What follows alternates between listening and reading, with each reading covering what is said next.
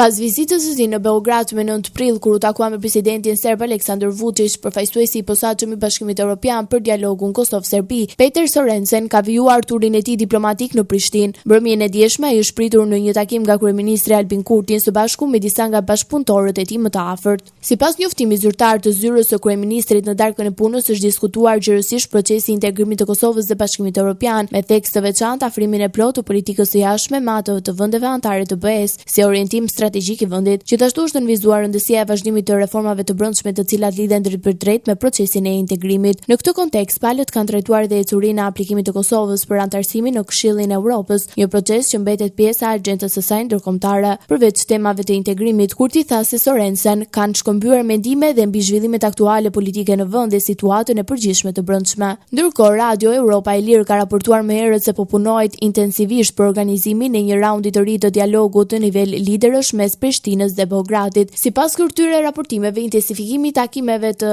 Sorensen me aktorë të ndryshëm ndërkombëtar, përfshirë dhe përfaqësues amerikan, lidhet pikërisht me përgatitje për këtë fazë të re të dialogut.